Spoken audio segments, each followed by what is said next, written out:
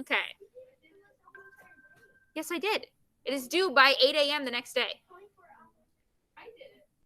It has to be due before class starts the next day. That's how that works. What good would it be if it's not done today? No. You have till the next school day. I thought Mrs. Knife, I turned this in. No, you did not. Doesn't say, or I don't have one. It says that I'm letting you know that I do not have one for you. It's literally blank.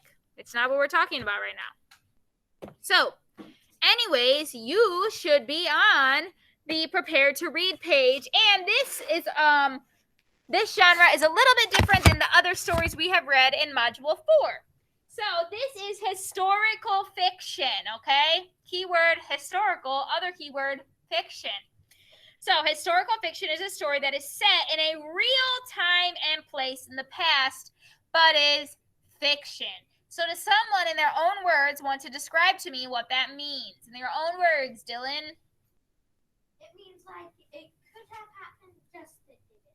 Right, so we're going to be reading about the 1840s. We're going to be reading about a pioneer family. The family that we're going to be reading about is a fake family, okay? Fake family. But the things that they were doing in the story are things that pioneers really would have done, okay? So the situations will be real, things that people would have actually done. But the family we're going to be reading about, the Robertsons, fake family, okay? So authors of historical fiction tell stories through the plot. We know the plot is the main ideas, the conflict, things that happen. So often the plot and conflict are shaped by the story's setting and time period of location. First off, pioneers are anyone what? Who are the pioneers of the 1840s? Who were the pioneers? Abigail. Nah, travelers were where? They weren't always travelers. I need more than that. Olivia, want to give it a try? Native Americans? No, those would have been the Native Americans of the 1840s. The pioneers were anyone that moved west, anyone that went east to west, okay? They wanted to start a new life in the Great Plains, moving west. Those were the pioneers. So we're going to be reading about people who moved west during the 1840s. Those are the pioneers. So historical fiction includes characters that act, think, and speak like real people from the past would. So there's a little bit of like some broken grammar in here. You know, it's not like perfect, proper English because remember, 1840s, long time ago. It might tell a story of fictional characters in a real setting from the past. So we're really going to be reading about, story from the past. There's lots of like sensory details. There's lots of good visualization within this story. So a pioneer sampler, a daily life of a pioneer family in 1840. So the title literally gives it away. What are we going to be reading about today? Literally, tell me. The title literally says it. Don't read me the title, but say it in your own words. What are we going to be reading about, Jaden? Pioneers and what they did in their daily life. That means like their day-to-day life, okay? Your daily life is getting up and going to school, okay? That's your daily life. And this was set in the 1840s. And if you look on the first page, there is, looks like some little children. There's log cabin. There's some other people in the back. There's some chickens. You may turn to our first page titled The Robertsons. The Robertsons are a pioneer family living on the backwoods farm in 1840. Although the Robertsons are a fictional family, their struggles to clear the forest, to plant, to harvest, and to make a good life for themselves echoes the efforts of early settlers who worked hard to build a home, a community, and a country. So, the Robertsons, fake family, but their struggles and what they did are going to be just like what the struggles and the actions of the 1840s people would have been. Okay? The Robertsons, like real settlers, live by this motto. Eat it up, wear it out, make it do, or go without. Anyone want to tell me in your own words what you think that means? Eat it up, wear it out, make it do, or go without. What do we think that means, Miss Mia? If your clothes are too small or shoes are too small or you don't like the food, you either have to like deal with it or just not have it. Right. You either have to deal with what you got or not have it. So eat it up. The food that's available, did they have other options of food? No. Could they just make themselves a whole different meal?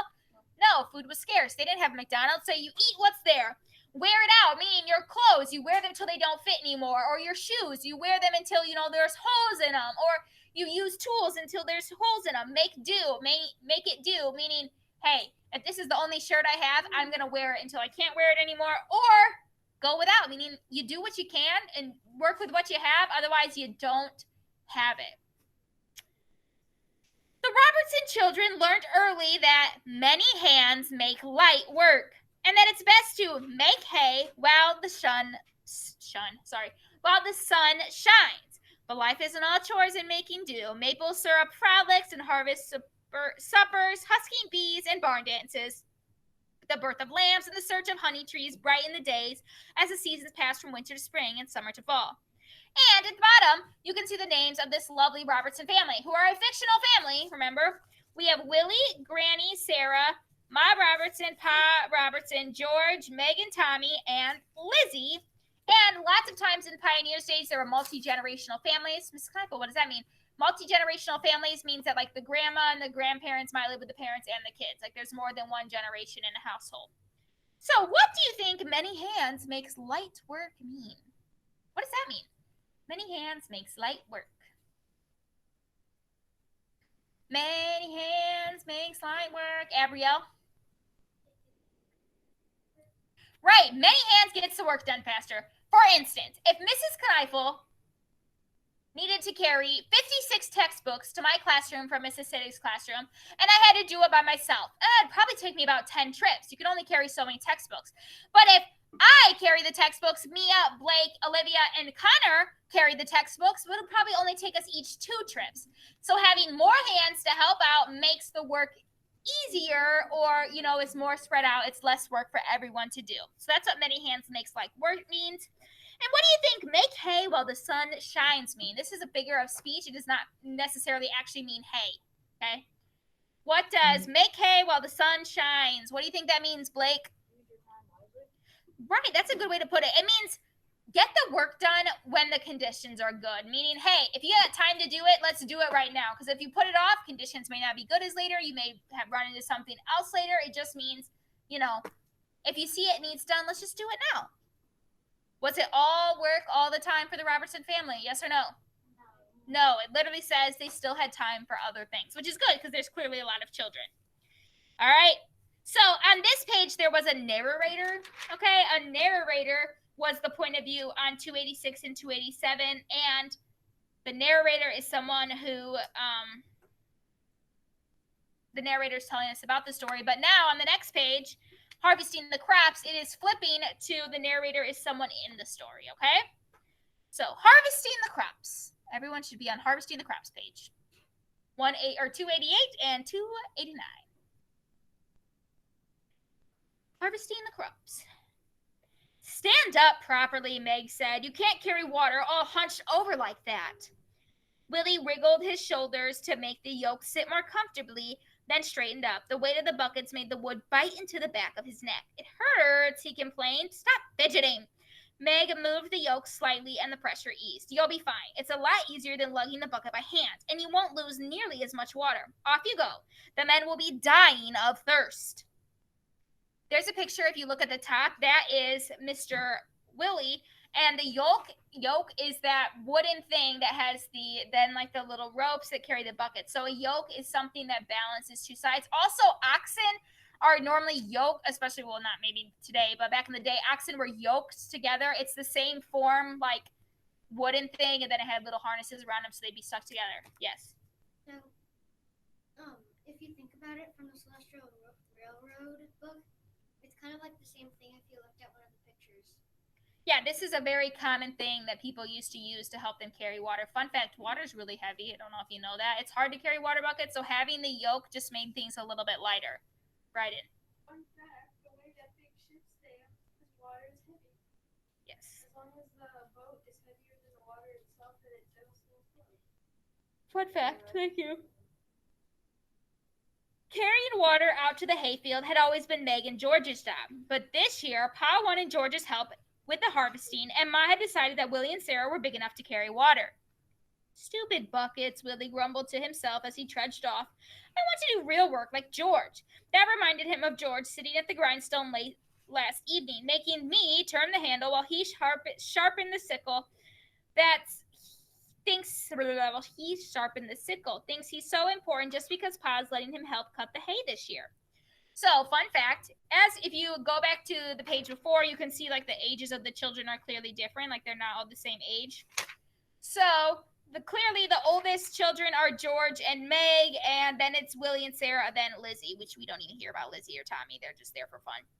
So, this year Pa's decided that Meg and George, like their chores are changing, and Willie and Sarah are now taking over theirs, and George and Meg are doing harder ones. Just like in real life, when you were 2 years old, you weren't washing the dishes by yourself. You know, maybe you were picking up your toys or helping straighten your bed, things like that. Nowadays, you guys are all in 5th grade. You guys are capable of washing a sink full of dishes. Just like in the 1840s, things were similar. Little kids did certain jobs. As they got older, they did these jobs, and jobs change as they got older. So Mr. Willie is in charge of carrying water now. He's not a fan. He wishes he could do, quote, quote, real work like George. George is actually in the field helping Dad. The sun beat down from the blue sky. Pa had been right about the weather. Listen to the cicadas sing, he said the night before. We'll have good haying weather tomorrow. Cicadas are big old nasty bugs that Mrs. Kneifel doesn't love, and they do make really, really loud noises, and people say they sing. So, do they have a weatherman in the 1840s? No. No. So they have to use what's around them to know what the weather's going to be. So Pa said, oh, he heard the cicadas sing. Guess what? The weather's going to be great. That's what Pa said. Paragraph 11. Willie rested his hands on the bucket handles to keep them from swinging and arched his back against the weight. Across the field, he could see Pa and one of the big Simpson boys who'd been hired on for the summer. They swayed back and forth as they swung their long-handled scythes to cut the hay. George was bent over using the short-handled sickle to trim around the tree stump. Every so often, Pa stopped and ran a weatherstone over his scythe blade. Willie liked the raspy zoop of the weatherstone sharpening the blade.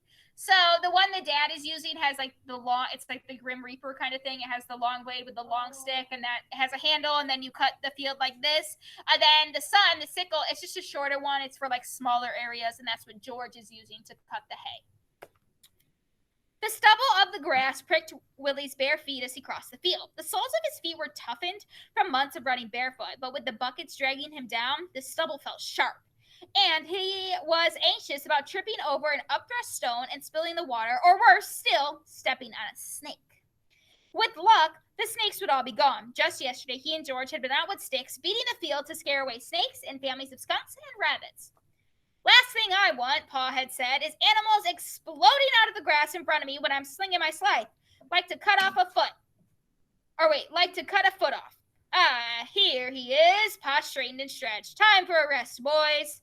Willie lowered the buckets carefully to the uneven ground, shrugged off the yoke, and handed around the gourds he'd brought as water dippers. So a gourd is like, you see them around Halloween time. They're just like things you can hollow out, and then they're like little cups. Now that you're here, Pa said, you can stay a while. Spread some of that hay. Can't spare anyone from the cutting till we're further along. So he had the job to carry the water, and now that he made it to the field, he's not done with his job. His dad's like, okay, and here's a new job for you. George smirked, licked his fingers, and flicked it across the sharp edge of the sickle, as though to say, I'm indispensable. You can do the baby work. Willie waited till Pa's back was turned, then stuck out his tongue at George. It wasn't much, but it made him feel a little better. In the afternoon, Ma and the girls came out to help. Finally, at the end of the long, hot day, Pa said, well, we've done our best. Let's hope the sun does its best.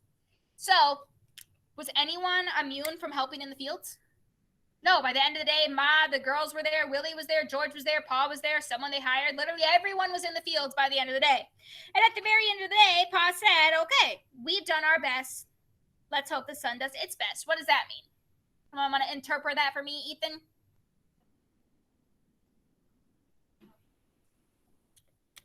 So they've done everything they can, right? They worked in the field, did what they were supposed to. Can they control the sun? No. Can they control the rain or anything like that? No. So he's saying, okay, we did what we can. Let's hope the sun does what it's supposed to. But obviously there's no way to actually make it happen exactly. So that's just a little bit of hope right there. Turn the page, paragraph 16. For 2 days, the sun baked and dried the hay. On the third morning, the whole family turned out to rake into windrows to make loading the sledge easier. So the sledge, you can see is a picture below. It has the oxen, and it's just like a giant, like really big basket, and that's how they put the hay into barns and stuff. Up and down the fields they went, competing with one another to make straight, even rows. A thing worth doing is worth doing well, Ma always said. Several times during the morning, Willie and Sarah went back to the house to get buckets of cool water, to which Granny had added a handful of oats to make a thirst-quenching drink. As Willie trudged out once more with the water buckets, he looked up at the sky. Clouds like balls of cradled carded wood were rolling in, but they were high and wide. No danger from rain here. After the noon meal, Pa walked the oxen and sledge out to the field. Pitching hay onto the sledge was hard work for Willie. His arms weren't strong enough to throw the forkful to the top of the load. More often than not, his stalks slithered off. Finally, Pa, who was up at the top building the load, said, "Willie, you take charge of the oxen. Keep moving them forward as we work along the row." The afternoon dragged on. One load was safely back in the barn, with another still to come. Ma and Meg were pitching hay now, while Sarah parted water. Back at the barn, Pa and George were starting to build the haystack. So once again, the whole family's helping out. They're, the hay is nice and baked. It's nice and dry. It's what it's supposed to be. So they're stacking it. And remember, they're going to need this hay to feed their animals for like the whole year. So it's important that they get this hay. And there's a little image of it. You can see Willie by the oxen. You can see the girls helping right there, putting it into the lovely sledge thing. Hour after hour, Willie inched the oxen along the rows, watching out for stones and roots and stumps. Every now and then he scanned the sky. The woolly clouds benched and drifted into fantastic shapes, and Willie's mind drifted with them. A bear and her cub lumbered across the sky. A dainty pony skipped by, then a fat fish blowing bubbles. A gray whale. Gray? Ma, look! Rain clouds! Ma took one look up at the sky and said, "Get those oxen moving, Willie. We've got to get this load under cover." Why can't the hay get rained on? There's like two main reasons we don't want the hay to be rained on. What's one of the reasons we don't want the hay to be rained on? Bryden? Because it'll get like all soggy and it just won't be like edible. Right, so if the hay gets wet, it may not be able to dry out. And if we have wet hay, it can grow mold and things like that. And can animals eat moldy hay? No. So obviously, we don't want it to be all wet because it may not be able to dry properly, and then it would be moldy, and then it would be wasteful. It would rot out, it'd get moldy, it would be worthless. Amia?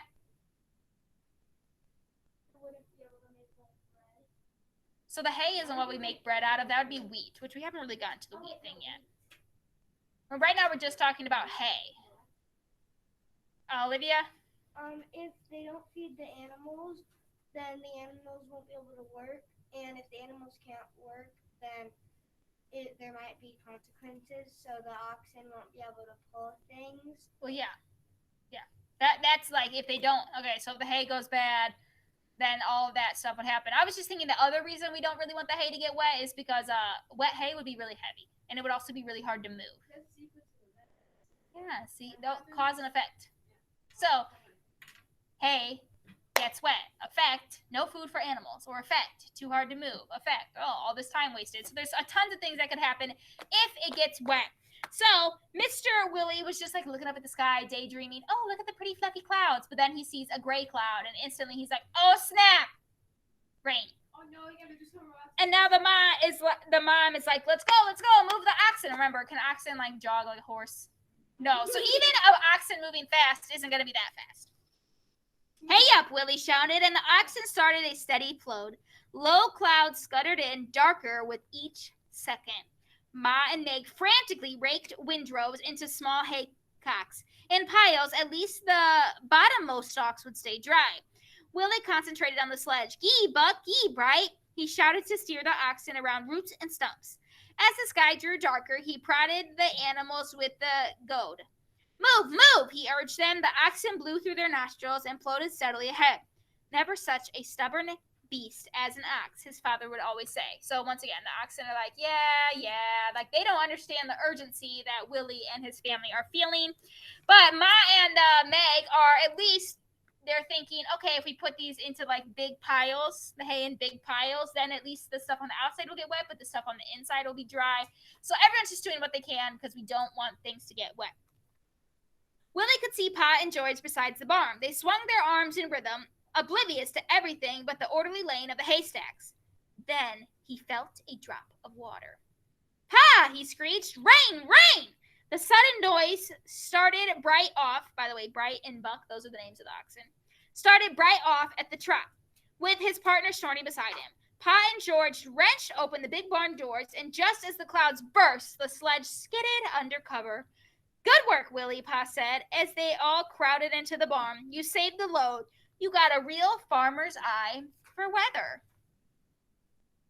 Oh, that's so nice of his dad to say, because Willie noticed the cloud. They were able to save this lovely giant stack of hay, which is good because it saves their family money, and it saves, now the animals will be able to eat because it's not going to get wet. It's not going to get ruined.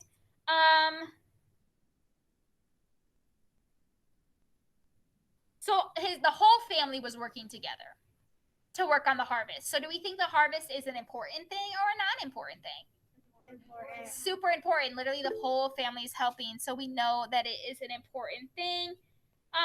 Willie keeps looking at the sky just so we can see if any rain develops. And his dad said you have a farmer's eye for weather because once again, did weather affect people that were digging for gold? No, probably not. They could probably dig for gold in the rain. Same with the people that worked on the railroad yard. They could probably, or worked on the transcontinental railroad. They could probably still work on the railroad even if it was raining a little bit. But farmers really needed to watch the weather because it depended on what days they'd be harvesting and things like that. So his dad said you have a farmer's eye for weather because once again, they do not have meteorologists. They just have to look at, what's around them. Paragraph 25. Willie glowed with pride.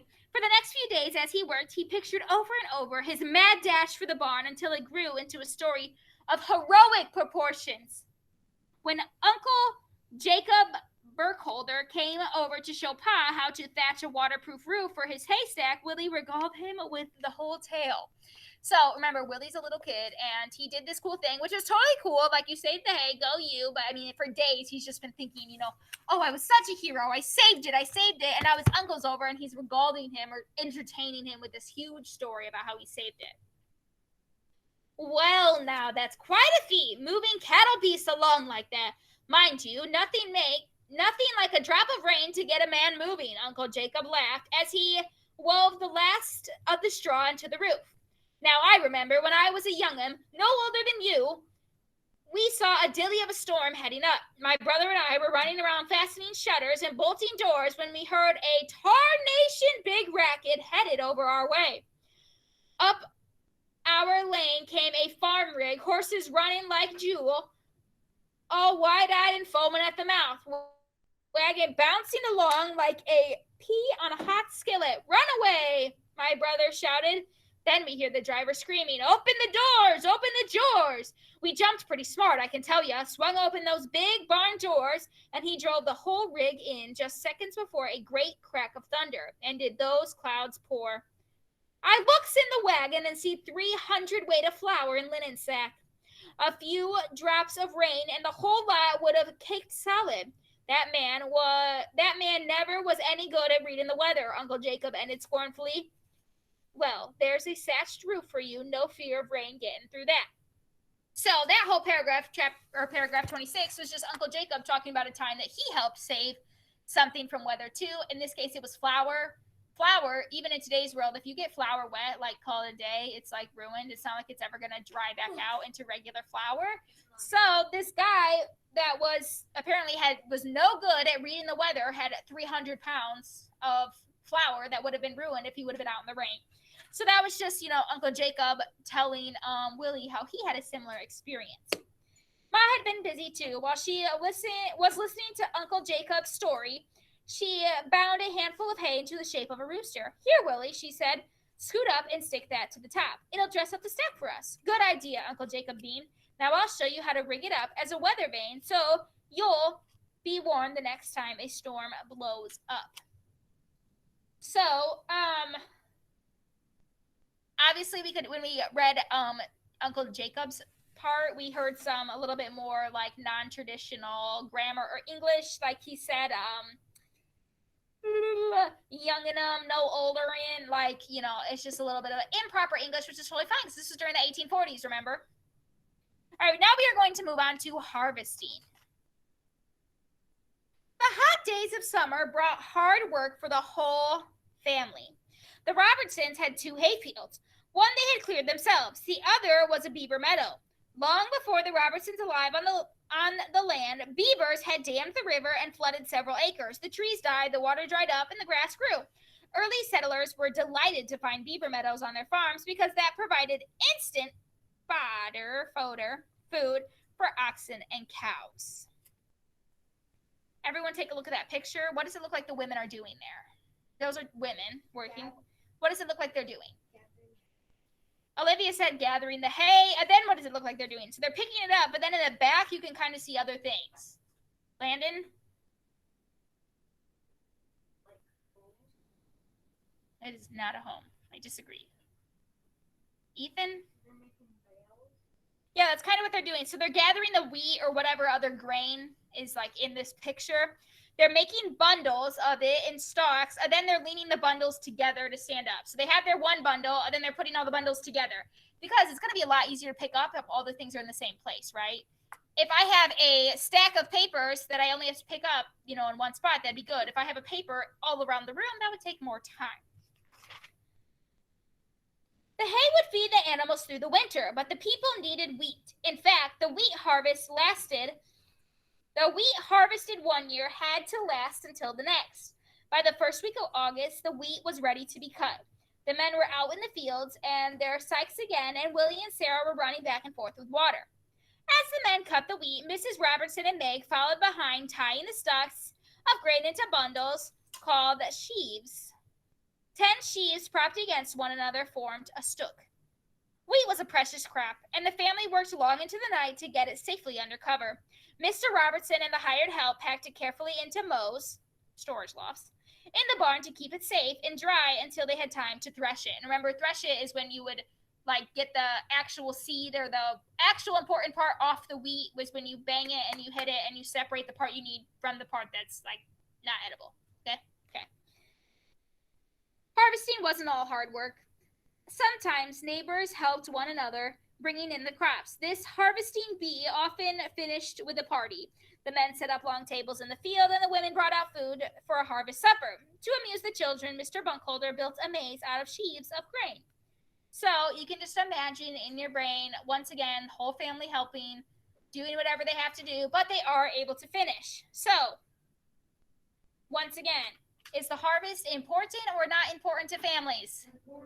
Important, because they have to have the food for themselves and for the animals. Now we're going to read about a harvest moon. Dun, dun, dun, dun. What shape is a harvest moon, do you think? Just off the top of your head, if I say harvest moon, what shape is the moon? Dylan. Yeah, it's a full moon would be a harvest moon, okay? So like a big old, not a crescent, not a half moon, none of those other ones, like an actual full moon. My mom, she says the chart is Right on. Farmers planned to harvest when the moon was full, so that they had enough light to work until midnight if necessary. Why couldn't they just whip out their flashlight?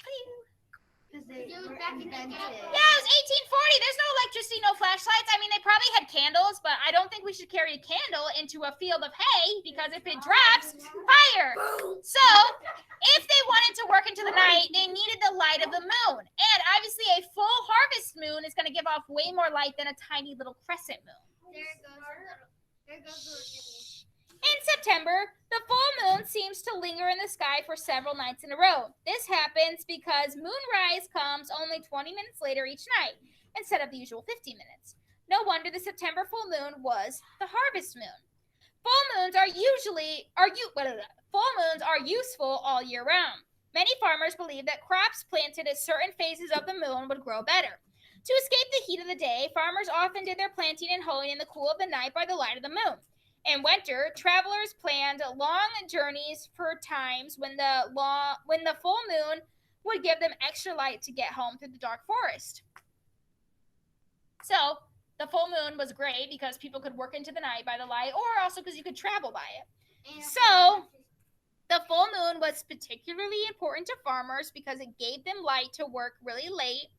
Also, some people believed that the moon influenced how the crops grew, so they thought, like, oh, if I plant my crops during a full moon, they'll grow better. Obviously, there's no proof to that, but that's just what people believed.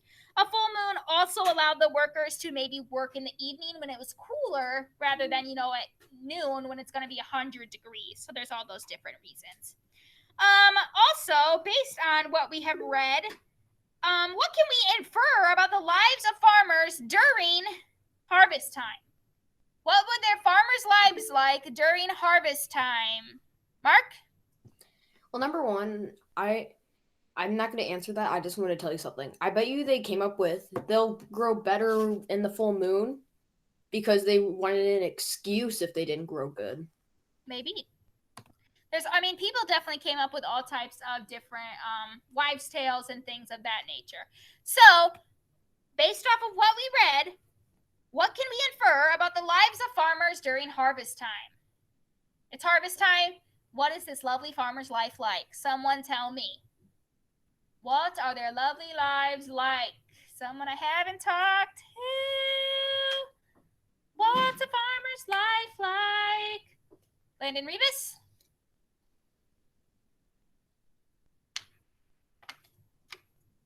Your hand was literally just up.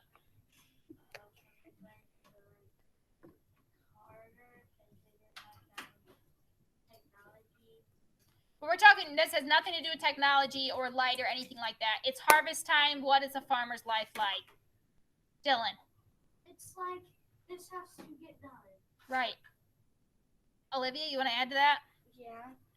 It was hard and easy at the same time because if it rained, then all right, you're going into a little bit too much of detail. It is harvest time. This stuff has to get done. Do I have a bunch of free time? No, you are busy. Harvest time was really busy and really important because if they didn't have a good harvest, guess what? They may not have food. So it's super important. They worked really long hours, really long days because they didn't have a choice. They knew they had to get the harvest done. So harvest was really important. Busy time for farmers. And our final page, friends, reading the weather. What do we think reading the weather means? You think I'm whipping out a book that's talking about the weather? No. What is reading the weather? Mia? You look at the sky and you tell whether it's going to be good weather or bad weather. Right. It's when that you look at the sky, look at the clouds around you, look at what's happening, and you think, oh, the weather's going to be good or the weather's going to be bad. And we don't really do this today because we have meteorologists who can use radar and all that stuff to actually, what? I just did it this morning. Fabulous. But, so we actually have meteorologists and stuff that can help us out and tell us how the weather actually is. So we don't do it the way that farmers used to, but we're going to read about how farmers used to do it. Thanks to weather forecasts, you can make plans not just for tomorrow, but for the whole week. Pioneers didn't receive reports from meteorologists. They predicted good and bad weather by watching for signals in the world around them. Try the pioneer method for forecasting the weather. Signs of good weather are birds flying high, smoke rising quickly, cicadas singing loudly, and heavy dew at night. Watch the clouds. The higher they are, the better the weather will be. The signs mean wet weather's coming. Smoke curling downward, dark cumulus or cotton ball clouds, overcast cirrus or long stringy clouds. A halo around the sun means rain within 10 to 12 hours. So that is just what farmers looked around for. Also, you can probably, even in today's world, you can kind of feel moisture in the air sometimes when it's about to rain and things like that. You can smell rain, all different types of things. So, but those are the main ways that they read the weather. Why was it particularly important for pioneers to know what the weather was going to be? Anyone? Why did the pioneers need to know what the weather was going to be? Why couldn't they just surprise them every day? Blake? Right, they needed to get prepared. If it was going to rain, maybe they wouldn't be harvesting that day. Maybe they'd wait till the next day. So there's all different types of reasons. So we are going to stop there. Don't get off if you're at home. Tomorrow is our e-learning day, correct? Nod your head. Yes. So tomorrow you are going to have Google Classroom questions over this story. That will be your assignment tomorrow. You'll have a few questions. Remember, we did two radar questions. Last week you did 4 things you learned. So it'll be something along those lines, either 2 radar questions, or I actually thought of another question I was thinking about throwing in there. So it won't be anything too crazy. It probably won't take you more than 20-ish minutes, as long as you do a good job. And also, what else should you be doing tomorrow once you finish all your other work? There's something super important we should be working on, Haley. Your writing prompt. Your writing prompt is due Friday at 2:35 p.m. If you already finished your writing prompt, clearly you don't have to do it anymore. But I only have about 10 writing prompts turned in, which is totally fine. It's not due yet. You don't have to turn yours in yet. But I'm letting you know you need to be working real hard to get that done because it is due by Friday at 2:35, and I don't want any late assignments. So tomorrow you will have a short assignment. It'll won't be more than 4 questions, okay? I'm telling you right now, won't be more than 4 questions. And then you should be working on your writing prompt and, of course, reading for AR. It is our 5th week of the 9 weeks. And that means after this week, we only have 4 left to get all of our AR points. Olivia. Are we able to turn it in on Friday at 2:34? Yeah, I just have to have it by 2:35. Okay. All right. If no one has any questions, we are going to end today. We have about 7 minutes left, so you may read for AR during this time or work on your writing prompt during this time, okay? Thank you for joining. Same for all of you in class. Get out your writing prompts or get out a book to read. Those are your 2 choices right now.